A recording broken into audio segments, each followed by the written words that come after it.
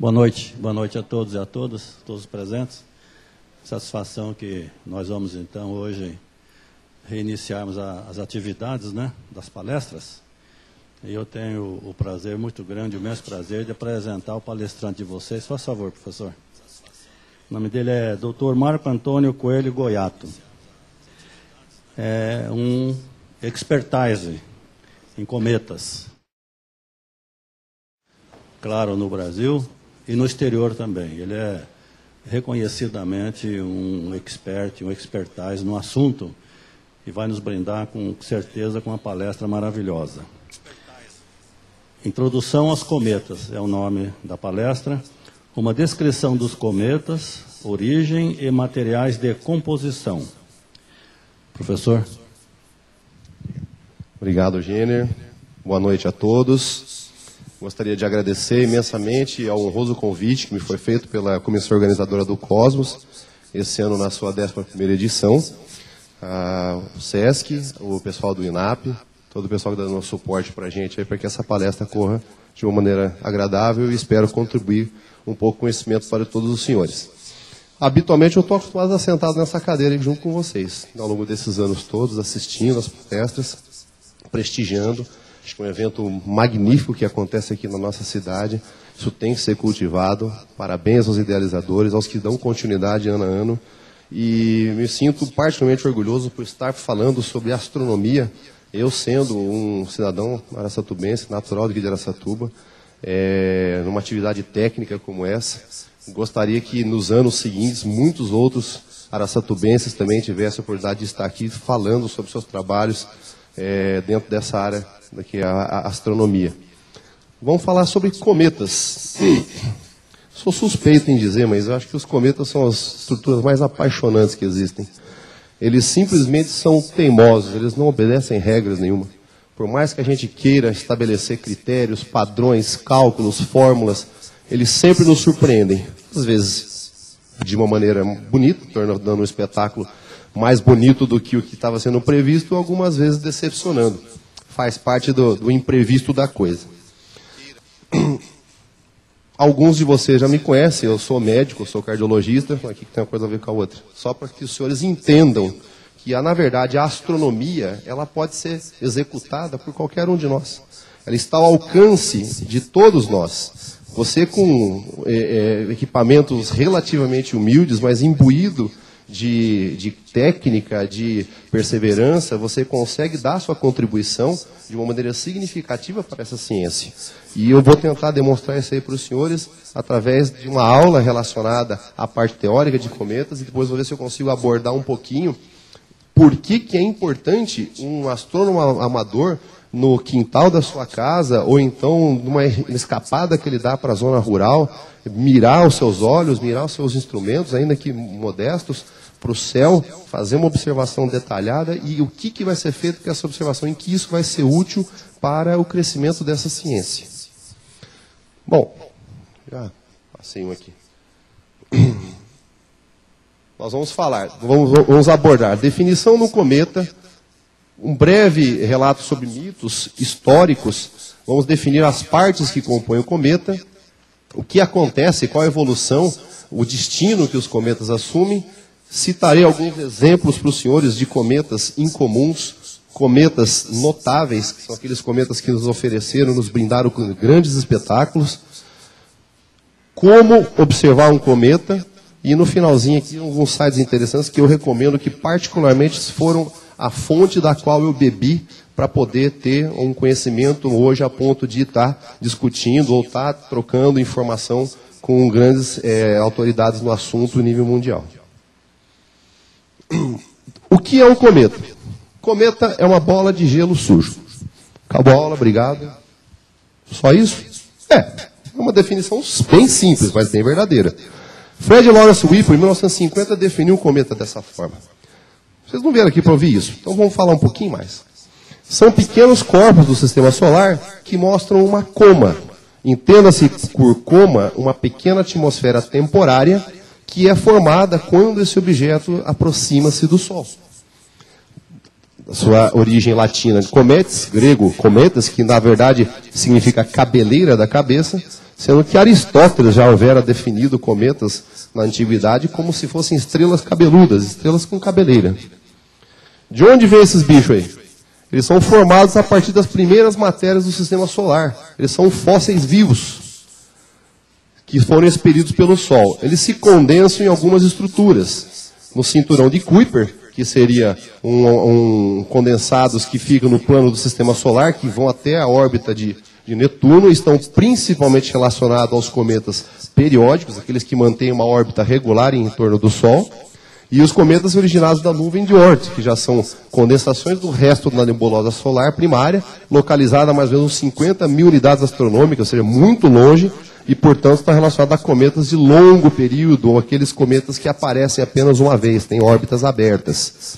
Eles são lançados em direção ao Sol, tanto no cinturão de Kuiper quanto pela nuvem de Oort, através de colisão entre eles mesmos, que faz com que eles sejam arremessados para o interior do centro solar, o centro solar, o Sol, ou até mesmo por perturbações gravitacionais de grandes planetas, como Júpiter, Saturno, ou estrelas, no caso da nuvem de Oort, nós estamos lidando com distâncias muito grandes.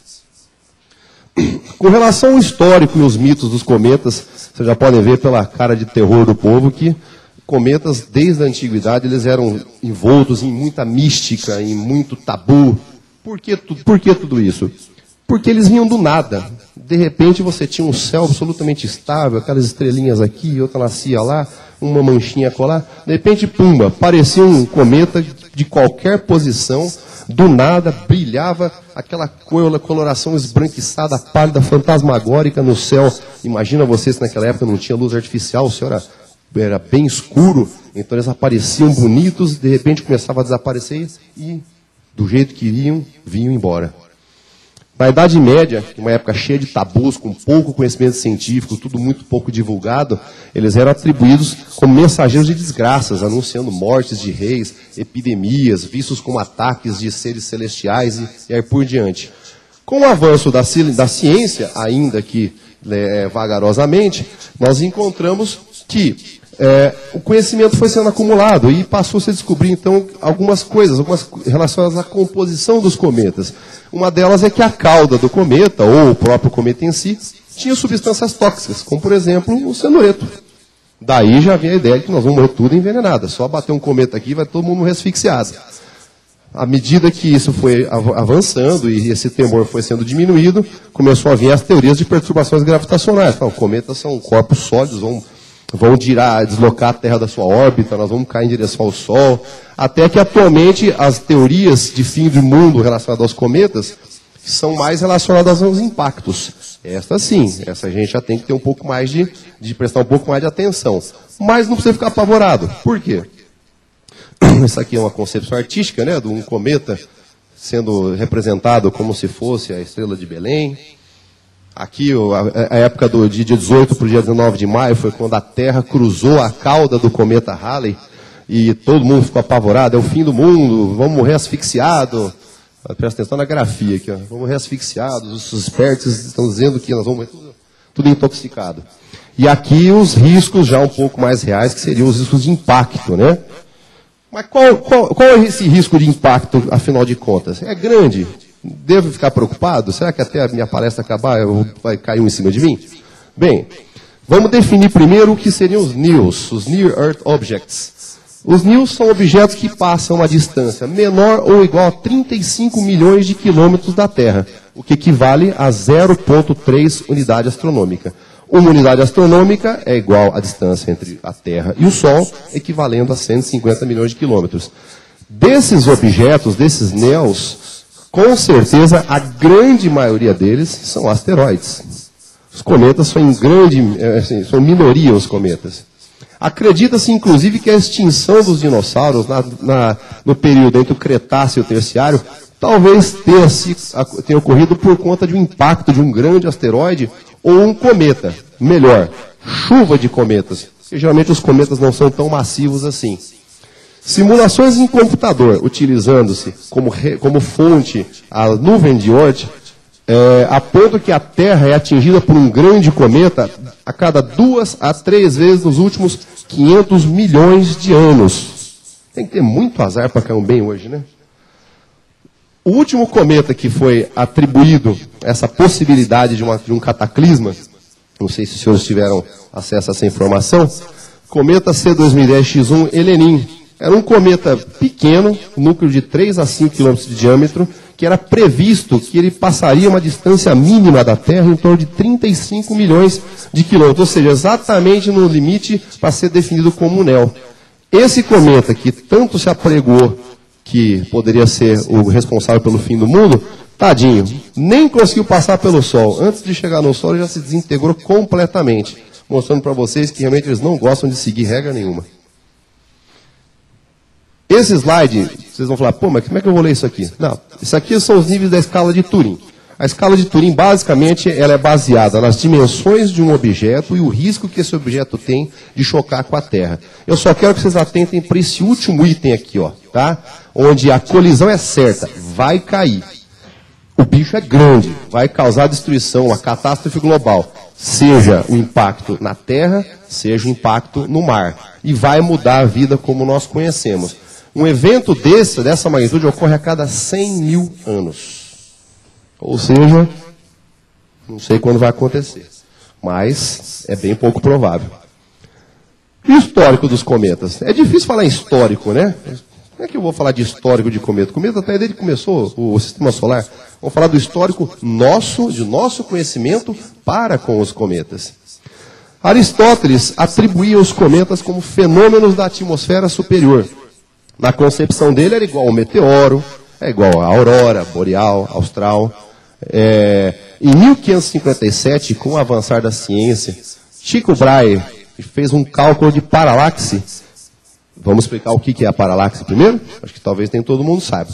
Paralaxe, imagina o seguinte. Eu estou observando esse objeto aqui em cima, essa luzinha aqui. Eu estou olhando com este ângulo.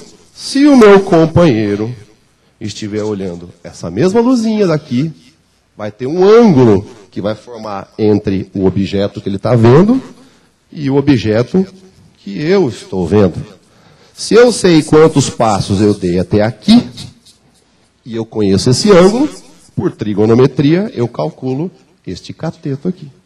Então eu sei, baseado em relatos observacionais de observadores distantes geograficamente, eu consigo estimar a distância que determinado objeto encontra-se na superfície da Terra. Bah, qual não foi a surpresa? Ele não conseguiu calcular isso daí, porque por os instrumentos que existiam na época, a distância que ele encontrou era mais de 4 vezes superior à que a Lua se encontrava. Serviu para mostrar o quê? Falou que eles estão passando longe, não são fenômenos da atmosfera superior como Aristóteles houvera imaginado na antiguidade. George Dorfman, em 1681, já aplicou o movimento parabólico aos cometas na sua deslocamento pelo céu, ocupando o Sol um dos focos. Isaac Newton, sempre ele, em 1687, aplicou com sucesso a lei da gravitação universal aos cometas, dando aí um passo muito grande para o que se poderia, em 1705, ser executado pela primeira vez por Edmond Halley, que previu o retorno de um cometa em 1759. Essa previsão foi obtida baseada em relatos observacionais em passagens anteriores, 1531, 1607, 1602, estabelecendo um período de 75,3 anos, que permitiu que Halley previsse seu retorno em 1759, recebendo o seu nome, cometa de Halley, cometa 1P, porque foi o primeiro cometa periódico estabelecido aos seus períodos orbitais. Depois disso, outros cometas também tiveram seus retornos previstos. Cometa Encke, Biela, Faye. Atualmente nós temos até o cometa 265P linear, que são cometas catalogados como periódicos, já com uma numeração definitiva, mas na verdade nós temos muitos outros cometas já definidos como periódicos, mas que ainda não receberam essa denominação fixa, porque essas denominações elas são atribuídas depois da segunda ou terceira passagem confirmada do cometa no seu periélio. Vamos falar das partes de um cometa. Está falando vocês aí? O núcleo, que é a parte central do cometa. A coma, que é aquela pequena atmosfera que nós comentamos, que se forma quando ele se aproxima do Sol. E as caudas, poeira e de gás. O núcleo, relativamente pequeno para um objeto astronômico, de 100 metros a 40 quilômetros, constituído principalmente por gelo, rocha, poeira, gases congelados como monóxido de carbono, dióxido de carbono, metano, amônia e também metanol, etanol, cianogênio, etano, formaldeído, hidrocarbonetos de cadeia longa, inclusive aminoácidos. Hidrocarbonetos de cadeia longa, para os senhores terem uma ideia, mais ou menos igual ao petróleo. São moléculas orgânicas, longas, de cadeia longa, e que quando elas esquentam, elas borbulham e viram piche. Então a superfície de um cometa ela é preta. Pra vocês terem uma ideia, o asfalto reflete 7% da luz. A superfície de um núcleo de um cometa, de 2 a 4% só da luz que incide sobre aquela superfície. Ou seja, é um corpo negro praticamente. Isso aqui é uma imagem do núcleo do cometa Tempel 1, feito pela sonda Deep Impact. Bom, se o núcleo é tão escuro assim, como é que a gente enxerga ele? Na verdade vocês enxergam a coma. A coma, aquela pequena atmosfera que se forma em torno do núcleo quando ele se aproxima. Esta é constituída por materiais voláteis, que são ejetados do núcleo nesse fenômeno de aquecimento quando ele chega próximo ao Sol. Então, o cometa, ele é aquecido, aqueles gases todos, aquele material todo que está por baixo daquela superfície negra, ele começa a ferver, começa a entrar em ebulição, ele é ejetado, e esses gases ejetados carregam consigo poeira. E isso forma aquela atmosferazinha que envolve o núcleo cometário, e isto sim é brilhante. A poeira brilha por reflexão, principalmente. É uma coloração mais amarelada. Os gases, por sua vez, o fenômeno de brilho dos gases ele é por ionização pela radiação ultravioleta. Então a coloração ela predomina o azul. Sendo que as comas podem ter tamanhos variados, depende do núcleo do cometa, depende do grau de atividade do cometa, entenda-se, a produção de água que aquele núcleo tem, e isso vai influenciar no diâmetro que essa coma atinge. Temos aqui a imagem do núcleo do cometa Hartley. Aqui vocês podem verificar a formação já de gases de ejeção. Isso aqui está sendo aquecido, então já começa a formar a coma. Isso aqui logo logo vai envolver todo esse núcleo e o objeto vai tornar-se mais brilhante. Isso aqui é um cometa C2012 Brandis. É essa coisinha aqui no meio. Vejam que as estrelas são pontiformes. E essa estrelinha verdinha aqui com cabelinho é o cometa. Aqui nós temos a coma do cometa se formando ao redor do mesmo. E a cauda? Todo mundo fala que é da cauda do cometa, né? A cauda do cometa realmente ela é o mais bonito, é o que mais chama atenção, é o que mais caracteriza a imagem de um cometa. Nem todos os cometas têm uma cauda bonita. Na verdade, a grande minoria, se eu posso usar esse termo, é que tem uma cauda bonita. As caudas são mais visíveis nos cometas mais brilhantes, que estão mais próximos de nós. Mas vamos a ela. A cauda ela acontece como resultado da pressão da radiação e do vento solar sobre a coma. Imagina que forma aquela atmosferazinha, aí você tem radiação, o vento solar, e ele começa a soprar aquela nuvenzinha que está envolvendo o núcleo. E aí começa a se formar a cauda. Por ser secundária à ação do vento solar e da radiação, ela apresenta sempre direção oposta ao Sol. E nós conseguimos identificar duas caudas em geral, baseadas nas composições diferentes. Uma, a cauda de poeira, que tende a ter uma coloração mais amarelada, novamente por reflexão da luz solar, e por ser particulada, ela tem mais efeito da ação gravitacional do Sol, razão pela qual ela tende a ser curvilínea. Já a outra cauda, que é constituída por gases predominantemente, ela tem a coloração azulada, devido ao efeito fotoelétrico, e ela tende a ser retilínea, porque ela não tem pouca influência da gravidade, então ela tende a formar grandes e retilíneas caudas de coloração azulada. Os cometas jovens, entenda-se aqueles que tiveram poucas passagens pelo Sol, ou porque têm períodos muito longos, ou porque estão pela primeira vez passando nas imediações do nosso Sol, eles têm um predomínio de gases na sua composição. Já os cometas mais velhos, os periódicos, já passaram várias vezes pelo seu periélio, pelas proximidades do Sol. Em geral, o material volátil ele já tende a estar em menor quantidade, já foi parcialmente exaurido. Então, ele tem um predomínio de poeira. Isso aqui é um esquema mostrando a trajetória do nosso amigo ao redor do Sol. Vejam aqui as duas caudas, a azul, retilínea, a certa que saiu em cinza, mas é levemente curva, sempre em direção oposta ao Sol. Né? É lógico que essa cauda vai ficar mais bonita quando estiver passando por aqui. Né?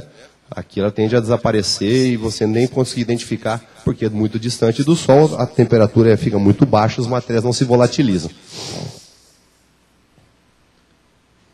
Aqui o mesmo esquema, o núcleo do cometa 19P, Borrelly, o núcleo, a cabeleira sendo formada, e por ação do vento solar, começa a se formar a cauda. As duas caudas de um cometa. Imagina você que aqui está a órbita do cometa, é o sentido de deslocamento do mesmo. O Sol está aqui, aqui a cauda de gases, e aqui a cauda de poeira levemente curva. Vamos a alguns exemplos bonitinhos? Cometa Hyakutake, 1996, B2. Uma longa cauda azulada. Que bonitinho, né? Novos exemplos aqui. Cometa C, 1991, Sorro. Aqui não sei se dá para ver direitinho, mas isso aqui está passando em cima da nebulosa da cabeça do cavalo. Outro cometa, veja a atenção para a cauda predominantemente gasosa, cauda mais azulada, mais retilínea. Cometa West, 1975, já mostrando nitidamente uma cauda de gases, azulada, retilínea, duas ou até mesmo três caudas de poeira. Esse foi um belo cometa de 1975, nós vamos falar um pouco mais sobre ele. Cometa Hale-Bopp, também novamente duas caudas muito bonitas. Falar, pô, mas isso aí é sacanagem, isso aqui é representação gráfica, não dá para ver nada disso. Gente, árvores aqui, ó. Isso aqui é uma foto do horizonte. Talvez a luminosidade do equipamento seja muito superior dos nossos olhos, mas com certeza isso aqui dá para você ver bonitinho, que era um cometa com duas caudinhas, tá? Essa foto eu trouxe para vocês mais para questão de interesse. Fala, pera lá, que é isso aqui, gente? O núcleo está aqui. Vide o sinal da seta. A coma está aqui. A cauda iônica está para cá, a de gás, e a de poeira está para lá. Você está mentindo, você falou besteira. Na verdade, isso aqui é uma questão de perspectiva. Imagine você que, na verdade, esse cometa, ele está fazendo isso aqui, ó. Eu sou o cometa. Minha cauda de poeira está para cá, e a minha cauda de gases está para cá. Só que as caudas são longas. A minha cauda de gás vai até o cartaz do INAP ali, ó, e a de poeira, e a de íons vai até a esquina lá longe, ó. E vocês estão vendo uma questão de perspectiva, parece que está indo uma para cada lado, mas as duas estão fazendo isso, ó. Só mostrando que elas são divergentes. É o mesmo cometa, já numa posição um pouquinho diferente.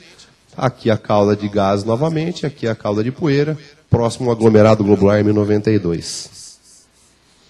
Bom, como nós classificamos os cometas? Nós classificamos os cometas pelas suas órbitas e pelos seus períodos. Então, por exemplo, um cometa periódico é aquele que tem uma órbita fechada, uma órbita elíptica em torno do Sol.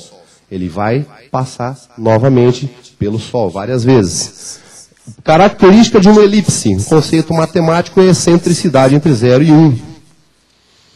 Esses cometas periódicos, eles podem ser qualificados como cometas de período curto, com períodos inferiores a 200 anos, sendo que esses cometas de período curto podem pertencer à família Júpiter, são aqueles que não cruzam a órbita de Júpiter, ou seja, fazem uma elipse interna à órbita de Júpiter. Geralmente os seus períodos não são superiores a 20 anos.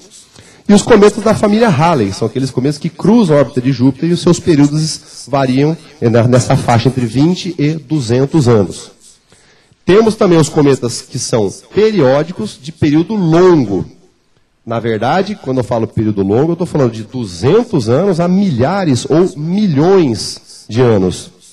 Como é que sabe que ele é periódico, então? Se não sabemos se ele vai voltar, não vamos estar aqui para ver.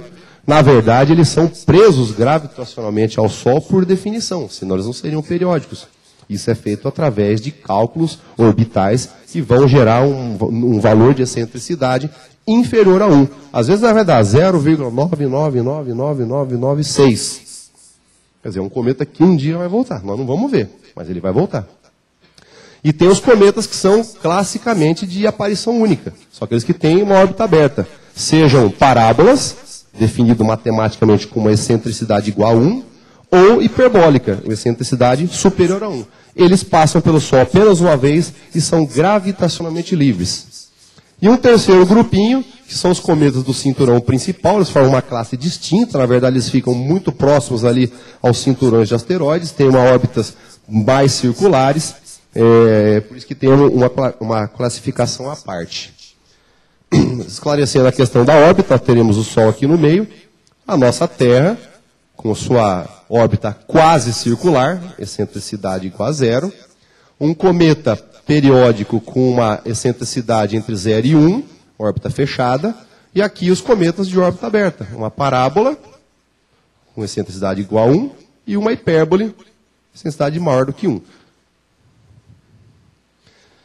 Uma tabela resumida da classificação dos cometas. Cometas com período abaixo de 200 anos, definidos como curto período. Acima de 20 anos, tipo Halley. Abaixo de 20 anos, família Júpiter. Não cruza a órbita de Júpiter, cruza a órbita de Júpiter.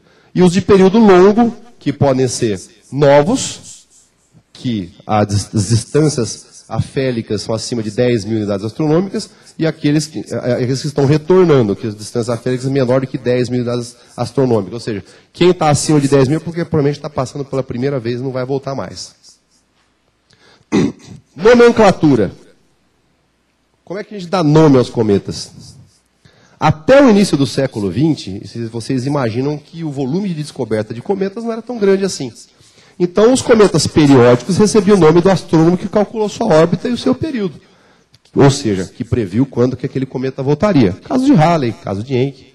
E os cometas não periódicos, eles eram batizados pelo seu ano do aparecimento e um adjetivo para aqueles que ganhavam mais notoriedade. Então, nós temos o grande cometa de 1860, o grande cometa de Urno de 1910, o cometa do eclipse de 1800 não sei quanto.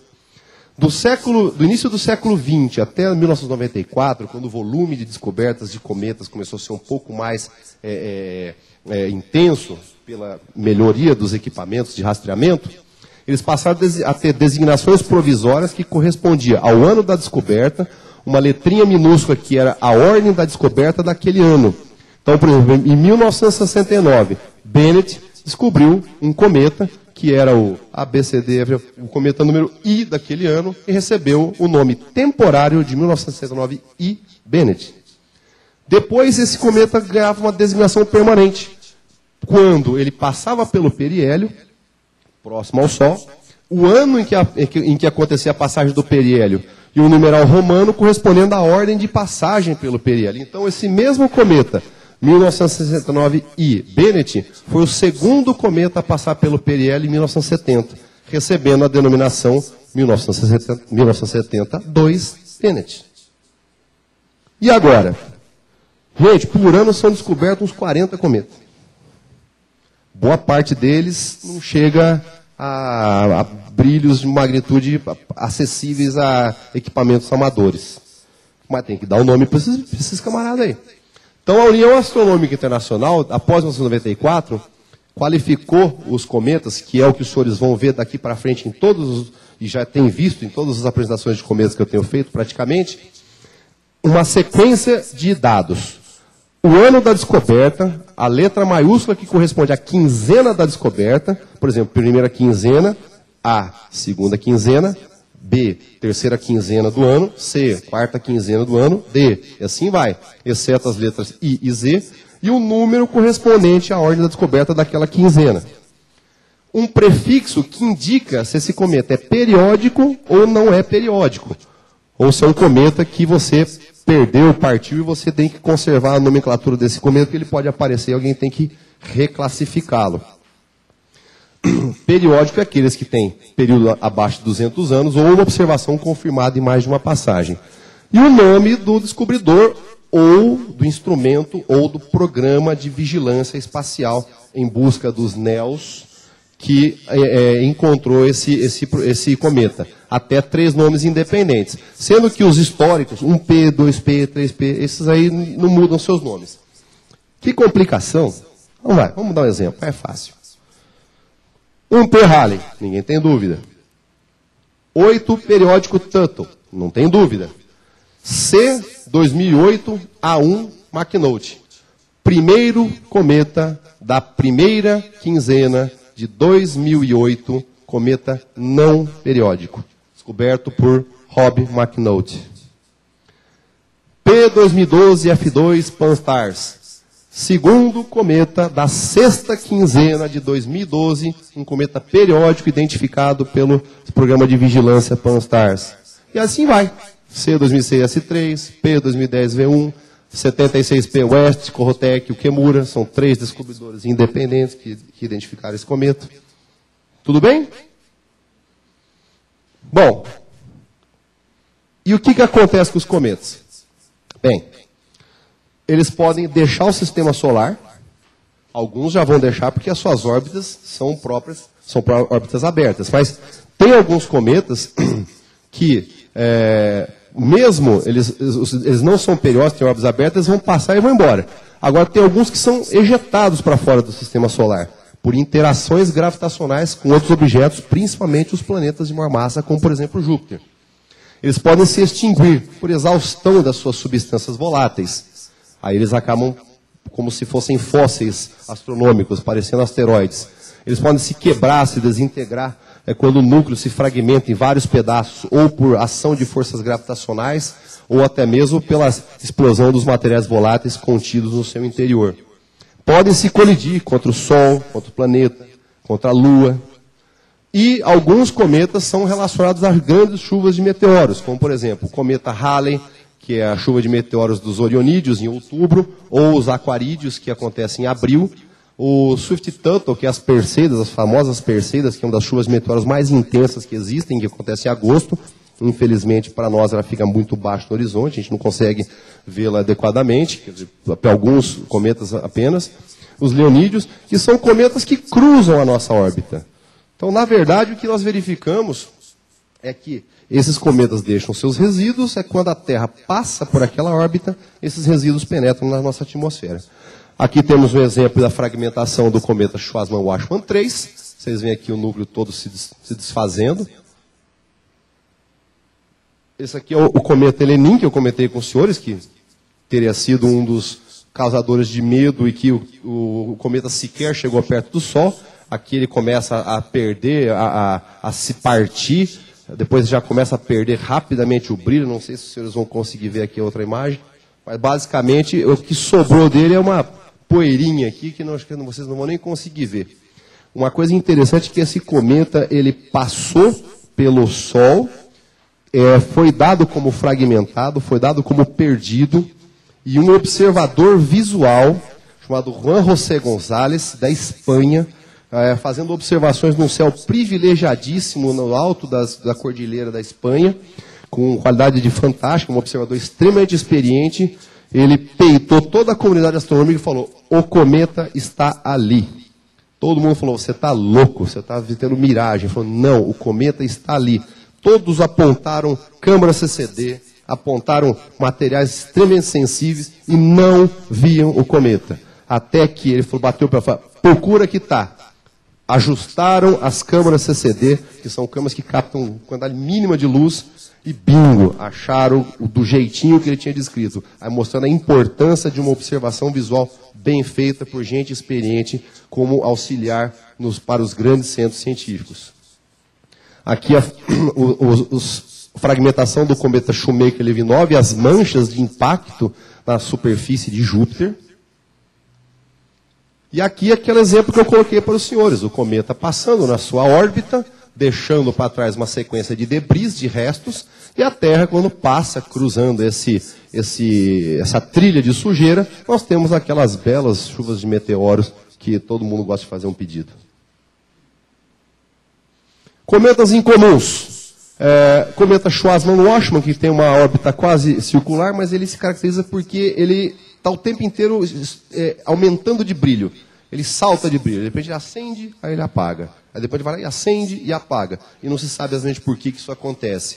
Cometa Biela, que partiu-se em pedaços em 1846. Em 52, o grau de separação entre esses pedaços foi aumentando. Até que, em 59 e 65, ele não foi visto. E em 1872, teve uma chuva de meteoros com mais de 3.000 meteoros por hora, no que seria correspondente aos restos desse cometa. Shoemaker-Levy, que eu mostrei para os senhores, que se fragmentou, e o cometa 17P Holmes. Esse cometa é uma história interessante. Ele teve um grande outburst. Outburst entende-se, aumento rápido de brilho de horas a dias, um cometa maior ou igual a 2 magnitudes. Ele aumentou 400.000 vezes o seu brilho em questão de 42 horas. Ele partiu de um aspecto estelar para de uma nebulosa maior do que o Sol. Eu vou mostrar os exemplos para os senhores. Isso aqui seria o 29P, o aspecto clássico pós-outburst, um cometa concentrado, o aspecto quase estelar, e depois ele vai se dissipando e vai assumindo um aspecto mais nebuloso. O fragmento do cometa Shoemaker-Levy entrando na órbita de Júpiter, a mancha de impacto proporcionada por esse fragmento. Esse aqui é o cometa 17P Holmes. Veja o aspecto clássico dele, é como se você tivesse explodido uma bombinha aqui e começa todo ele, fica bem claro aqui no centro e começa a formar uma onda de expansão. Isso aqui é o cometa em 24 de outubro, às 18 horas. Você vê que em poucas horas ele foi mudando completamente de um aspecto quase estelar para um aspecto de um aglomerado globular. Isso aqui é comparativamente ao tamanho de Júpiter, em 3 dias de evolução, simplesmente. Você vê como ele foi crescendo rapidamente. Aqui uma fotografia comparando a Lua com o cometa. Você vê que o diâmetro do cometa ficou maior que o diâmetro aparente da Lua. Uma bela fotografia junto à nebulosa Califórnia, mostrando já o cometa numa fase bem avançada de expansão da sua coma, tornando-se o aspecto bastante de uma nebulosa propriamente dita. E aqui um gráfico, só para mostrar para os senhores, aqui foi quando ele explodiu, teve o seu outburst, um aspecto estelar, eu tive a oportunidade de acompanhar toda a evolução desse cometa, e ele foi aos pouquinhos, foi diminuindo o seu grau de condensação, tornando-se cada vez mais difuso à medida em que ele deslocava-se na abóbada celeste, até tornar praticamente uma nebulosa e deixar de ser identificado aos nossos equipamentos. Cometas rasantes. O cometa rasante é aquele que passa muito perto do Sol, até poucos milhares de quilômetros. São chamados arranha-sóis ou sun-grazers. São cometas que geralmente são pequenos, eles não conseguem passar pelo Sol, eles são destruídos pela proximidade com o Sol. Mas alguns maiores podem resistir e dão belos espetáculos, geralmente ou ao anoitecer ou antes do amanhecer. O mais famoso deles foi o cometa Ikeya-Seki, 1965, que atingiu um periélio a 1,2 milhões de quilômetros em outubro de 65, teve uma magnitude de pico de -10, é o cometa mais brilhante que tem descrito atualmente, segundo os métodos de mensuração que nós temos atualmente.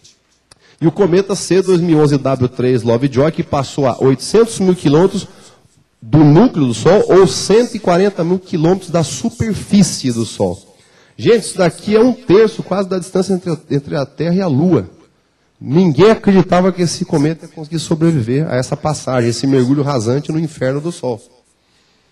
Um exemplo, o cometa do eclipse, uma representação gráfica, então o Sol sendo eclipsado, e você tem condições de analisar um cometinha fazendo uma visitinha ao Sol. Esse aqui é a imagem do SOHO, o Solar Observatory Heliocentric.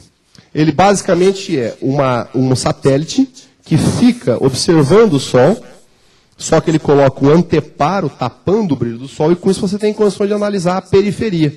Vemos aqui um incauto cometinha fazendo sua viagem fatal em relação ao Sol. Cometa Swan, esse cometa impactou contra o Sol, isso aqui também é uma imagem do Sorro, um campo chamado C2, que analisa um pouco mais próximo a imagem. Você vê aqui o cometa se aproximando e entrando no disco do Sol. Cometa Ikea-Seki, como eu tinha dito aos senhores, que proporcionou um belo espetáculo. Isso aqui são imagens reais do cometa. As lembras foram feitas em 1965. Os recursos tecnológicos não eram tão bons assim. Então, para sair uma imagem bonita, é porque devia ser bonito mesmo. Aqui vocês veem a linha do horizonte, vegetações e tal. O cometa despontando aqui em relação ao horizonte. Mais uma imagem dele. Vocês verificam que isso aqui é uma cerca, árvores. Então, realmente, proporcionou um espetáculo maravilhoso para quem pôde observar naquela ocasião. Esse eu vi. Esse estava bonito. Cometa Lovejoy. Fazer um breve histórico desse cometa. É o seguinte. Como eu disse aos senhores, ninguém achava que ele fosse sobreviver. Essa sequência de imagens da Sorro mostra o cometa dando aquilo que se imaginaria que seria o mergulho final dele. Então, ele se aproxima da região do Sol, praticamente já entrando no anteparo que obstrui a visão do Sol, e voilá, escapando ele do outro lado aqui, deixando inclusive o rabo para trás, que nem uma lagartixa. Passou por aqui e conseguiu escapar pelo outro lado, para surpresa de todo mundo. Aqui uma representação, a cauda que ficou para trás, a cabeça do cometa e formando já uma nova cauda. A partir desse momento, sabendo que esse cometa tinha conseguido escapar, ficou a surpresa. Como será visto esse cometa a partir dos nossos olhos, habitantes da Terra? Aqui o cometa escapando, chamuscado, e Eilo. Essa cauda de cometa, isso aqui chegou a ter 30 graus de amplitude, essa cauda. Esse cometa ele era facilmente visível a olho nu por qualquer pessoa que olhasse para o lugar certo. Do jeito que vocês estão vendo aqui, eu vi esse cometa. Com essas duas caudas que os senhores estão vendo aqui, estendendo-se como se fosse um canhão de luz, daqueles que nós tivemos na exposição recentemente. Vejam aqui já ao amanhecer, isso aqui era bem antes do sol nascer. Tá? Isso aqui é o que a gente chamava até de crepúsculo náutico, que é quando o sol está entre 12 e 15 graus abaixo só da superfície da Terra. Você já começa a ter o clareamento, a alvorada, aí mesmo assim você conseguia definir contra o fundo do céu essas imagens maravilhosas. Postes, você vê aqui o cometa, ó. Fácil de ver, né? Não dá nem para falar aqui que precisa de grande equipamento para você verificar isso aqui. Alfa e Beta Centauro. Isso aqui é uma imagem panorâmica que eu trouxe para os senhores, feita nas Cordilheiras dos Andes, no laboratório no Chile, onde colocaram uma máquina e tiraram a foto. Tá? Alfa, Beta Centauro, Cruzeiro do Sul aqui, a grande nuvem de Magalhães, a pequena nuvem de Magalhães, o cometa Lovejoy, uma cauda, nesse momento, estimada em torno de 27 graus de extensão. Aqui, depois que já passado algum tempo, os senhores percebem que já começa a perder o brilho, já começa a se dissipar, e essa foi a viagem do nosso amigo. Essas imagens foram feitas da ISS. Foi até uma surpresa para o comandante da ISS, que estava filmando, de repente, quando ele veio aparecer, conforme a nave, a ISS, ela vai passando, orbitando, ele teve acesso a ver essa imagem e fez um filme mostrando o cometa Lovejoy visto do espaço. Aqui vocês verificam as camadas da atmosfera terrestre. Os cometas notáveis dos últimos 40 anos. Cometa Oeste, que foi um grande cometa de 75, aquele com várias caudas que cometeu com os senhores. O cometa de Halley, não podia deixar de falar desse cometa. O último periélio dele foi em novembro de 85, o próximo, julho de 2061. Na ocasião, em 86, ele teve uma magnitude de pico de só 2,4. Foi um cometa moderado, infelizmente. Sendo que essa passagem foi prejudicada pela maior distância do cometa em relação à órbita terrestre e pela passagem sobre o fundo luminoso da Via Láctea. Ele passou praticamente no centro da Via Láctea, como consequência, o seu contraste com o fundo do céu ficou prejudicado. Cometa Halley-Bopp foi o grande cometa 97, visível por vários meses. Cometa Hyakutake, que passou em março de 96, que tinha a maior cauda conhecida, com mais de 500 milhões de quilômetros de extensão. Cometa McNaught, que eu vou me deter um pouquinho nesse cometa pela beleza que o mesmo representou. E esse cometa aqui, 2011 L4 Pan-STARRS, ele tem prevista uma magnitude de pico em torno de -1, em março de 2013. Será visível junto ao horizonte oeste, 20 a 30 minutos após o pôr do sol, principalmente entre os dias 23 de fevereiro e 8 de março. Então botem na agenda de vocês que pode ser que esse vale a pena. Sendo que as últimas estimativas visuais que eu fiz do próprio cometa mostram que o brilho dele, na verdade, encontra-se 2 magnitudes acima do que era previsto na teoria. Então esse -1 talvez seja mais brilhante do que isto. Lembre-se que eu falei, eles não obedecem regras. Mas, pelo menos num primeiro momento, a estimativa é favorável. Representação do cometa de Halley, visto na Broadway, em Nova York. Isso aqui é um desenho, claro. Isso aqui são imagens reais do cometa de Halley em 26 de abril de 1910, mostrando a sua evolução, 27 de abril, 30 de abril, suas maiores dimensões, e depois ele vai perdendo o seu brilho até a última imagem aqui em junho de 2011, de 1910. A órbita do cometa de Halley, estendendo-se até além da órbita de Netuno e próxima à órbita de Plutão. Essa aqui foi a aparição do cometa em 1986. Um belo cometa, cauda de gás, cauda de poeira, porém, um pouco decepcionante para quem achou que ia ver um espetáculo mais bonito do mundo. Aqui a representação do quão pequeno nós somos perto da beleza do universo, né? E das dimensões do universo. Um garotinho, olá cometa Halley, todo feliz da vida. Esse garotinho já um senhor de bengala. Olá de novo cometa Halley. A terceira vez, só o cometa que vai estar lá. A imagem do cometa West. Mais outras 2 imagens do cometa West. Que bela sequência de imagens, as caudas desse cometa. Foi um dos cometas muito bonitos visualmente falando. Cometa Hale-Bopp. Bem nítidos de ver as caudas de gás e de poeira. Novamente. As caudas, 2 caudas bem distintas. Aqui vocês estão vendo um celeiro. Tiraram a foto mostrando uma árvore aqui, um celeiro aqui, e o cometa bem visível ali lá em cima. Ou seja, qualquer um que fosse ver também conseguiria ver bonita essas imagens aqui do cometa Hale-Bopp. Cometa Hyakutake. O mesmo cometa. Predomínio da cauda de gases. Cometa McNaught. Esse cometa foi identificado por Rob McNaught, sendo que em agosto de 2006, ele era essa bolotinha aqui, ó, magnitude de 17,3. Magnitude 17,3 é muito pouco. Quanto mais alto o valor de magnitude, mais fraco é o brilho. Plutão tem 14, pra vocês terem uma ideia. Nessa ocasião ele foi descoberto com 17 de magnitude. Só que ele foi se aproximando. Então já em novembro de 2006, já era facilmente identificado no fundo, já com uma coma bem estabelecida. Essa aqui é uma imagem durante o dia. O sol está brilhando. Viraram a máquina fotográfica, clique. O cometa era visível durante o dia, com o sol a pino. Já ao entardecer, começa a aparecer o aspecto cometário típico, com sua cauda, sendo que ele ofereceu um dos mais belos espetáculos dos últimos 40 anos. Um cometa predominantemente do hemisfério sul, porque ele passou pelo Sol e foi em direção ao nosso polo, o Polo Sul. Os habitantes do hemisfério norte não tiveram uma visão privilegiada desse cometa, assim como não tiveram também do Lovejoy. Então vocês verificam aqui um fenômeno interessante, né? Pela rápida velocidade de deslocamento dele de um dia para o outro, é como se ele fosse deixando o pedaço da cauda para trás, ó. Então está aqui o núcleo, a coma do cometa, a cauda, e ele está correndo para cá e está deixando tudo para trás. Mais uma imagem do mesmo, já um pouco mais ao sul em relação à foto anterior. E aqui uma imagem panorâmica mostrando a Via Láctea, Alfa, Beta Centauro, grande nuvem de Magalhães, pequena nuvem de Magalhães e o cometa. Parece aqui Lovejoy, né? Não podia dizer que porque nesses últimos 10 anos a gente aqui do sul está tendo sorte.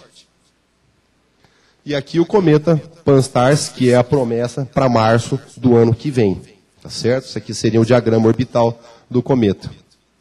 Nós vamos ter um pouco de sorte com ele também. Então, isso aqui é só um esquema dos 21 cometas mais brilhantes desde 1940.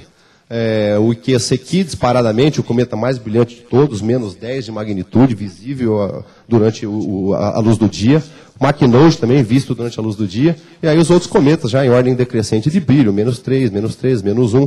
Olha o tadinho do Halley aqui, ó, 2.4, ó, né? Em 20º lugar aqui colocado.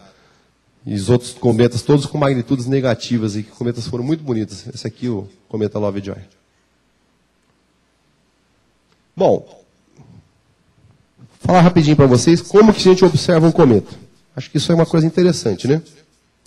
Primeiro, nós temos que escolher o sítio observacional do cometa. Localizar o cometa e temos que usar o instrumento certo. Sítio observacional. Óbvio, cometas são objetos difusos. Nós temos que estar afastado de luzes artificiais e, de preferência, com ampla área de visão disponível, próximo, pelo menos, ao setor onde esse cometa vai estar. O ideal é a zona rural mesmo.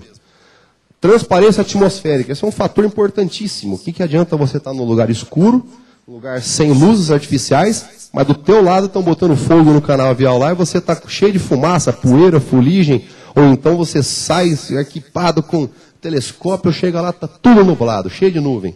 Não adianta nada. Então a transparência atmosférica é fundamental. E tudo aquilo que prejudica essa transparência, o seeing, que nós chamamos, você vai ter prejuízo na sua qualidade observacional. O tempo de acomodação visual. Não basta você chegar e olhar o cometa. Você tem que dar um tempinho, deixar os seus olhos se acomodarem. Isso permite que a sua pupila dilate, você melhora a sensibilidade da sua retina. Então, em torno de 15 a 20 minutos são suficientes para que você consiga obter o máximo possível da sua sensibilidade visual na observação do cometa. E, claro, um fator natural que é o luar, que prejudica a visibilidade. Para localizar um cometa, o ideal é você usar uma carta celeste ou um software de astronomia que indica a posição em relação às estrelas de referência que você vai utilizar no céu para visibilizar o cometa. Se for um cometa muito grande, você bate o olho e vê. Mas às vezes o cometa não é tão evidente, você tem que usar um binóculo. Então, o ideal é você ter referências para você localizar adequadamente aquele objeto. Então, o brilho do cometa, geralmente, ele é inversamente proporcional à distância do Sol. Eles são mais brilhantes quando estão próximos do Sol, no periélio. Então, muitas vezes, eles estão baixo no horizonte, porque o Sol se pôs, ele vai se pôr junto. Então, ou no horizonte oeste, quando anoitece, ou no horizonte leste, quando é amanhecer. E por isso que é importante que o seu horizonte seja livre de obstáculos. Um elemento importante é a chamada extinção atmosférica. Entenda-se por extinção atmosférica a perda que a luminosidade tem, que a luz tem, atravessando a atmosfera. Então, por exemplo, todo mundo consegue olhar o Sol se pôr. Olha, que lindo, Sol vermelho. Olha para o Sol lá em cima. Vocês não aguentam. Por quê? Porque quando o Sol está próximo ao horizonte, existe perda da luminosidade. Isso acontece com estrelas, com a Lua e com o cometa. Então, cometas mais baixos, em termos de altitude em relação ao horizonte, tendem a ser um pouco mais difíceis de serem identificados. E o cometa, gente, não é... viu um cometa? Não. O cometa ele fica parado. Mais parado que minha mão fica. Ele fica lá. Aí no dia seguinte você vai lá, o cometa está ali. Aí no dia você vai lá ali, está aqui. Aí o dia ele está aqui. Outro dia ele está aqui. O deslocamento é lento no céu. O cometa, ele fica paradinho quando você olha. A olho nu, então, você não percebe a movimentação. A não ser a movimentação própria do céu. Mas não movimentação em relação às estrelas. Você vai perceber a movimentação do cometa em relação às estrelas de um dia para o outro. Ou, se você estiver usando um telescópio que aumenta o teu campo visual, você tem um número de aumento de vezes, esse aumento que o teu telescópio proporciona, ele também aumenta a rotação da Terra, proporcionalmente. Aí você vai conseguir ver, deslocar um pouquinho entre uma estrela e outra. Mas não pense que você tem que sair correndo atrás do cometa, porque ele vai passar e você não vai ver. Ele fica paradinho lá, esperando por você, tá? E o instrumental para observação vai depender da luminosidade do cometa, do aspecto do cometa, do grau de condensação e da posição no céu, se está baixo ou se está alto. Magnitude de um cometa. Eu vou passar bem rápido que o meu tempo está esgotando. Magnitude visual é o brilho aparente que um objeto tem para os senhores. Tá? A fisiologia do olho humano ela não é linear. Então, a gente percebe um determinado brilho. Se você pega 2 vezes o brilho, por exemplo, imagina que você tem uma estrela que é 2 vezes mais brilhante do que a outra. Para o seu olho, ela não vai aparecer 2 vezes mais brilhante. Porque o nosso olho tem mecanismos adaptativos, a acomodação da pupila, sensibilidade. Então, fotometricamente, tem uma escala chamada escala de magnitudes, que faz com que o brilho de uma estrela para outra, por exemplo, se uma magnitude é 1, de uma estrela é 1 e a outra estrela tem magnitude 2, aquela estrela de magnitude 2 era 2,51 vezes mais fraca do que a estrela de magnitude 1. De forma que entre 1 e 5, 1 e 6, 5 pontos de distância, existe 100 vezes diferença de brilho, uma escala logarítmica. Então, quando você pega um objeto de magnitude baixa, 0, menos 1, menos 2, ele é mais brilhante do que um objeto de magnitude 3, 4. Então, quanto menor o número, magnitude, mais brilhante é esse objeto. E os cometas também são difusos, eles têm diâmetro, eles não são pontiformes como uma estrela. Então, o brilho que esse cometa tem, ele é distribuído naquela superfície, que faz com que, às vezes, seja um pouco difícil você perceber ele com muita facilidade. Você tem que acomodar a visão e tem que saber onde você está procurando. Isso aqui, rapidamente, uma tabela de magnitude. O Sol, menos 27, a Lua cheia, menos 13.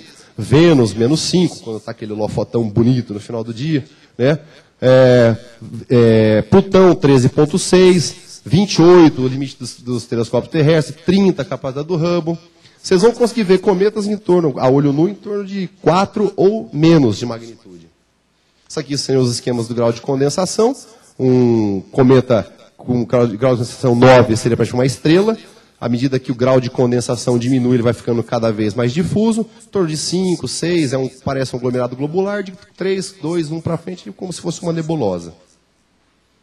E o instrumental, olho nu, o maior instrumento que nós podemos ter, mas bom para cometas com magnitude 4 ou menos, vai variar de acordo com a capacidade visual de cada um de nós e as das condições observacionais. Cometa alto, cometa baixo, o céu se o fundo do céu é claro, se não é tão claro assim, tem lua, não tem lua. Os binóculos, os ideais são aqueles que têm um campo visual grande, tá? E uma pupila de saída, entenda-se, pupila de saída como o diâmetro da objetiva dividido pelo aumento que o seu binóculo oferece. O ideal é entre 5 e 7. Então, um binóculo que aumenta 7 vezes e tem uma lente objetiva de 50 milímetros, tem uma saída de pupila em torno de 7. É um ótimo binóculo, um binóculo luminoso. Um binóculo que 20 vezes de aumento e 100 milímetros de objetiva tem uma relação 5. Então, são binóculos que fornecem um fundo de céu bem luminoso e te facilitam encontrar objetos difusos como são os cometas. Sendo que acima de 10 vezes de aumento é bom você usar o tripé, porque binóculos com mais de 10 vezes de aumento geralmente vão ter lentes grandes, serão pesados, vai fadigar, você não vai conseguir segurar muito bem e 10 vezes aumentado o seu tremor, vai tremer bastante. Tá? Então, as objetivas, só em linhas gerais, os binóculos são mais acessíveis, são excelentes instrumentos para você começar e permite que você tenha acesso a uma gama de objetos, não só de cometas, mas vários outros objetos celestes. São fáceis de transportar e dispensa aclimatação. Aclimatação significa, você tirou da caixinha, você pode virar e olhar. Diferente de telescópios refletores, tem que esperar, acomodar, equilibrar a temperatura dentro do tubo, com fora do tubo, e aí vai. Os telescópios, os lunetas ou os telescópios refletores, não vou entrar nesse isso aqui é uma coisa mais técnica, vamos deixar para outra ocasião, depois quem quiser conversar comigo. Mas assim, pequenos aumentos, entenda-se com 60 vezes, são melhor para avaliação do diâmetro de coma, especialmente naqueles cometas mais brilhantes e mais difusos. Aqueles cometas que já são mais débeis, são mais condensados, são de mais difícil acesso, a gente costuma usar aumentos um pouquinho maiores que permitem um maior contraste com o fundo do céu. Então, naqueles que são mais débeis, a gente consegue facilitar melhor. Eu uso alguns filtros de cometa, que são filtros que dão preferência à luminosidade própria dos cometas, que são o quê? Situadas na frequência do oxigênio trionizado e do cianogênio. Então você barra um pouquinho a luminosidade de outras frequências da luz, dando preferência para essas frequências. Isso realça as colorações verde, azul, ajuda você a identificar coma, ajuda você a identificar a presença de cauda e, de certa forma, diferencia um pouco entre cometas jovens, que são mais gasosos, daqueles cometas que são mais velhos, são mais ricos em poeira. E, lógico, uma lanterninha vermelha, né? Para você procurar um mapa no escuro não dá. E se você acender uma lâmpada, sua acomodação vai toda para o brejo. A lanterninha vermelha te permite procurar as coisas sem você perder todo aquele preparo visual que você teve. Isso aqui é uma escala prática para vocês quantificarem distâncias no céu. Falar, que cauda bonita, quanto tem essa cauda? Então, isso aqui é uma regra prática. Ó. Das mãos abertas, 20 graus. Só os 2 dedos heavy metal, 15 graus. O punho fechado, 10. Os 3 dedos no meio, 5 graus. O polegar, 2. O mindinho, 1 grau. Faça um teste. Depois você estica o braço, bota na frente assim da lua. Vocês vão ver que um mindinho de vocês praticamente tampa 2 luas. A lua tem 30 segundos de arco. Pode passar o vídeo para mim? É rapidinho esse vídeo. Esse aqui é um vídeo do cometa Lovejoy, que foi feito na Cordilheira dos Andes, mostrando o nascimento do cometa.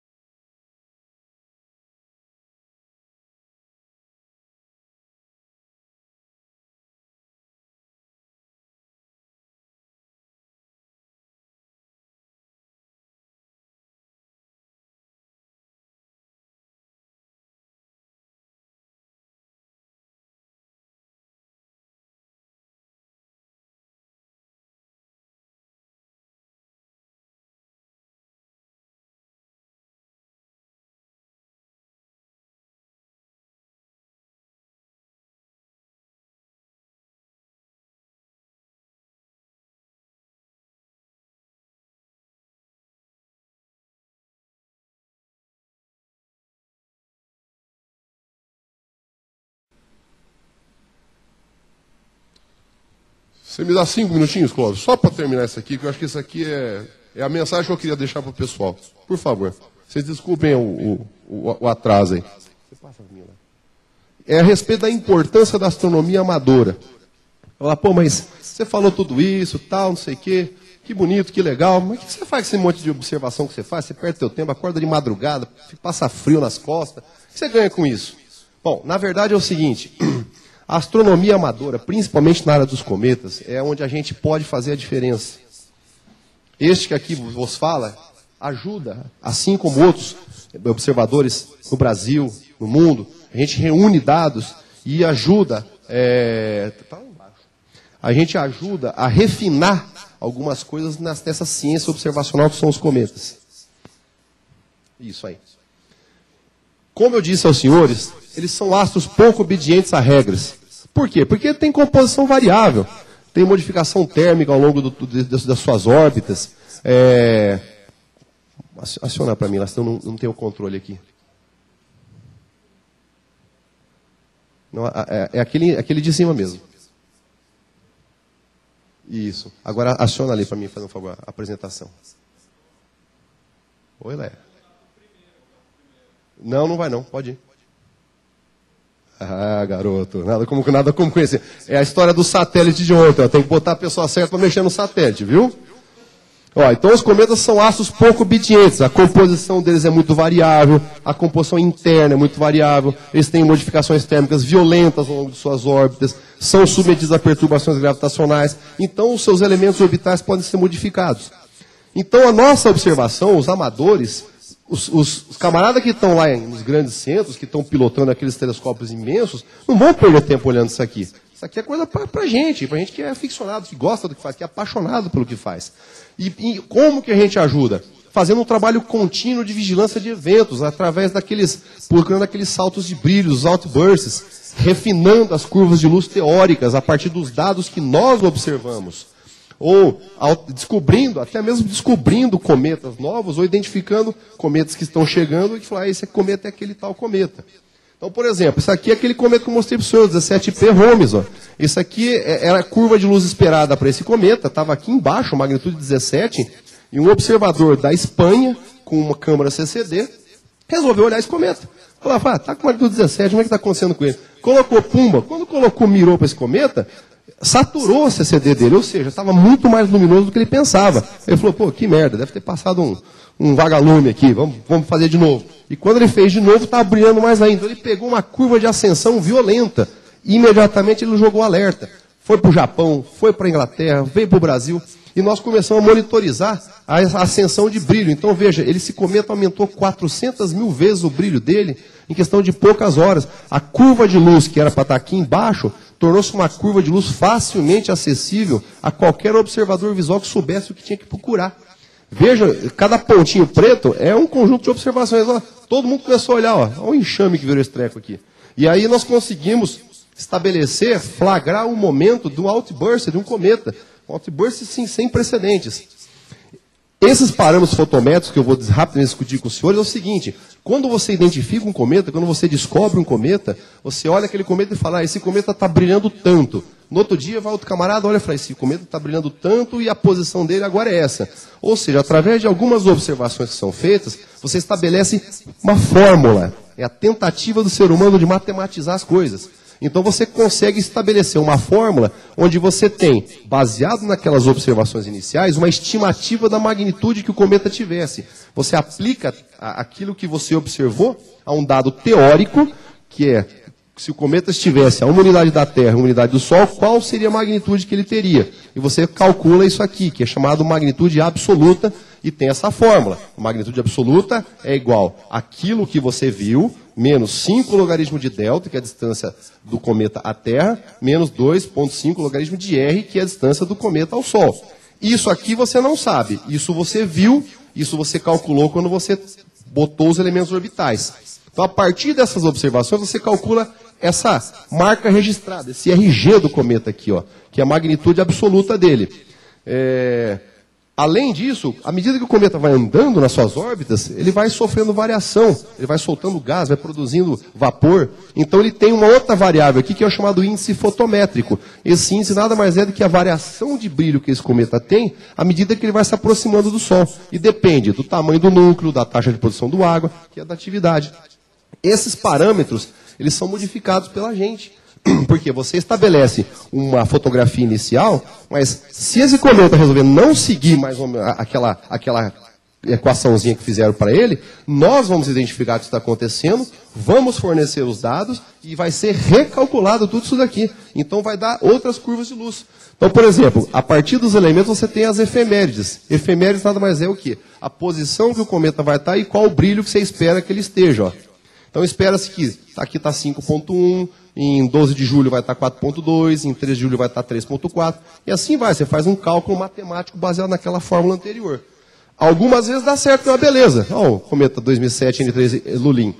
Em vermelho é a fórmula matemática, em azul é o que nós observamos. Então vocês veem que os pontinhos pretos são as observações visuais, você vê que mais ou menos acompanha o mesmo formato da curva teórica. Agora, nem sempre é assim.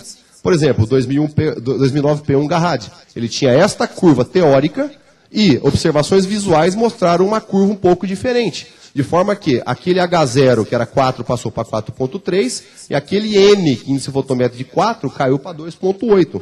Um exemplo clássico aqui, C2011 McNaught. Esse cometa, o H0 dele, a magnitude absoluta dele era de 15.5 originalmente. Dava uma curva de luz lá embaixo, ó. Só que ele foi observado com 11, 12, 10, 11, ou seja, teve que recalcular todos aqueles parâmetros fotométricos e a magnitude inicial estimada de 15.5 foi para 9.5, tá certo?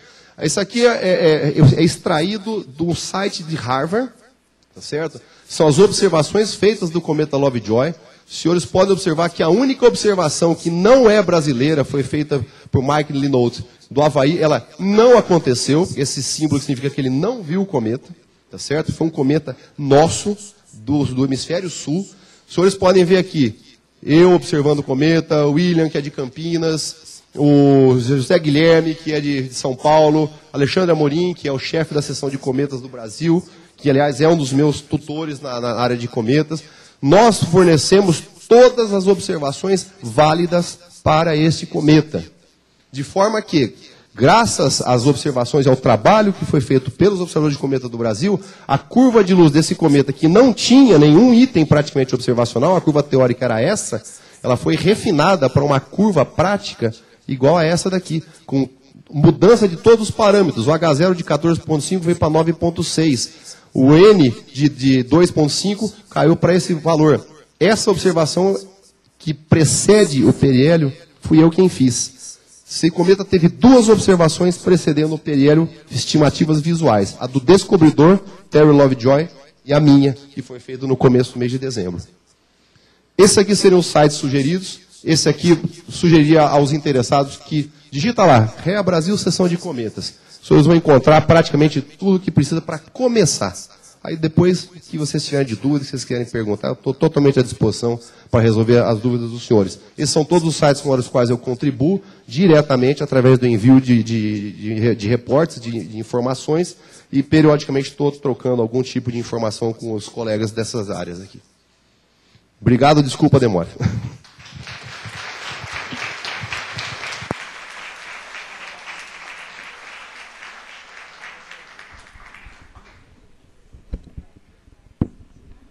Por favor, alguém tem alguma pergunta a fazer para o professor Goiato? A gente abre agora um pequeno espaço para algumas questões. A gente vai manter o microfone aqui hoje, porque a gente quer registrar a participação de vocês, tá bom? Então, quem quiser fazer pergunta pode vir até aqui.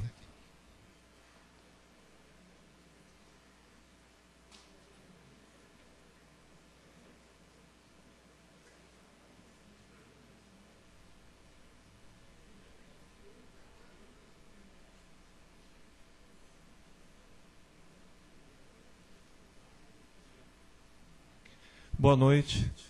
Primeiro eu queria te dar os parabéns pela qualidade do trabalho não sendo sua atividade principal. Até parece que se você falasse que fosse, a gente acreditaria. E a segunda questão é a seguinte, ano passado, até 2011, só se falava em Nibiru 2012, e esse ano, estamos em 2012, o pessoal abandonou o Nibiru. Eu queria saber o que aconteceu do ano passado para cá, que acabou essa febre aí em cima do Nibiru, e se ele é um cometa, é uma dúvida de leigo, se ele é um cometa, em que classificação ele se enquadra? Olha, o Nibiru, eu não conheço muito bem, mas eu acho que o Nibiru é um planeta anão, né? Uma coisa assim, se não me engano. Ele não é um cometa, né? Existem algumas teorias que apontam que, periodicamente, que na verdade o Sol talvez fosse um sistema binário, né? E que de tempos em tempos, pela aproximação entre essas duas estruturas, haveria uma enxurrada, uma perturbação gravitacional, principalmente nessa nuvem de Oort, e que haveria um enxame de cometas ou de objetos que seriam lançados em direção ao sistema solar, com risco de impacto conosco e tal. Na verdade, não tem nada demonstrado. A gente tem muito pouca coisa para você dizer com certeza. Quando você vai fazer uma afirmação dessa natureza, mesmo a gente tentando ser o mais cauteloso possível, existe uma tendência natural de valorizar muito, de criar uma imagem sensacionalista de algumas coisas, gerando pânico. E a gente muitas vezes tem que tentar trabalhar em cima de acalmar as pessoas para não se apavorar. Basta a história que todo ano Marte vai ficar do tamanho da Lua, né? Todo mundo está cansado de ouvir essa história que Marte vai ficar do tamanho da Lua, e isso não vai acontecer tão cedo. Então, assim, com relação a Nibiru, eu confesso que eu não estou ao par do que seria o Nibiru, mas creio eu que, pelo conteúdo da pergunta que você me formulou, seria alguma coisa que poderia colocar em risco a integridade do nosso planeta através de impacto, de perturbações gravitacionais, ou alguma coisa assim. Eu creio que se essa febre deixou de ser colocada é porque não apareceu evidências maiores que corroborassem que esse argumento deva ser continuado em investigação. Mas veja, a ciência está aí, a gente tem que investigar, tem que fazer as observações do nosso dia a dia e tem que estar aberto a você identificar os riscos potenciais. Então, por isso que tem sempre esse sistema de vigilância dos NEOs, né? Que é o quê? São, na verdade, a maior parte dos cometas que são descobertos hoje, eles são descobertos por sistemas de vigilância do espaço. Por quê? Porque está todo mundo querendo saber se tem alguma coisa vindo para colidir com a Terra. E às vezes tem alguns asteroides que passam assim, realmente muito próximos da gente. Teve a questão de uns 4 ou 5 meses, um asteroide chamado YU-55, 2011, YU-55, se eu não me engano. Ele passou relativamente perto da gente. Tanto é que eu tentei observar esse asteroide, eu não consegui, pra você ter uma ideia. Por quê? Porque ele, quando anoiteceu, já estava na de baixo, e ele passava, mesmo para um objeto astronômico, ele deslocava em torno de 1 grau para cada 5 minutos no céu. Isso é um deslocamento grande. Por quê? Porque ele passou perto da gente. Mas é um asteroide bem pequeno, né? Na verdade, ficou mais como uma curiosidade que propriamente como um risco de que pudesse transformar em alguma catástrofe. Agora, eu creio que o que você deva estar perguntando seria alguma coisa relacionada a isso. Seria algum mecanismo, algum fenômeno natural que exista que possa arremessar ou possa facilitar a incursão desses objetos, cometas, asteroides, em direção ao centro do sistema solar e nessa trajetória impactar com a gente, né? É possível? É possível, mas que nem você viu que eu coloquei os dados lá no começo, né? As probabilidades são bastante pequenas. Não conheço relacionado a esse objeto que você está colocando para mim, o Nibiru, mas eu creio que deva ser alguma coisa dentro dessa linha aí, tá? Então, não teve assim grande repercussão, pelo menos não na unidade, dentro da comunidade de astronomia que mexe com cometa. Tá? Legal, obrigado. Mais alguma pergunta? Então, a gente quer agradecer ao professor Goiato.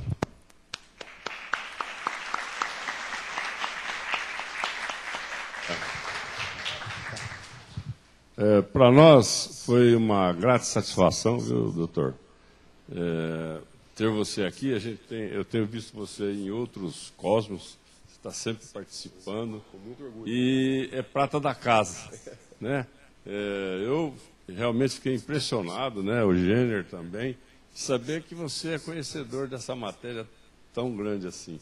E gostaríamos de que você dividisse com a gente mais vezes. Com certeza, vai ser um prazer. Né, Jenner? Então, ficamos muito envaidecidos com a sua presença e seja participante do INAP.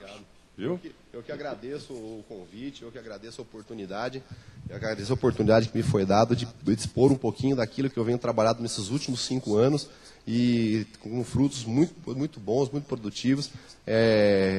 Participei do último ENAST lá em São Paulo. Nós tivemos um encontro específico de observadores de cometas e acho que o grande recado que eu queria passar para todos os presentes é o seguinte: está ao alcance de todo mundo.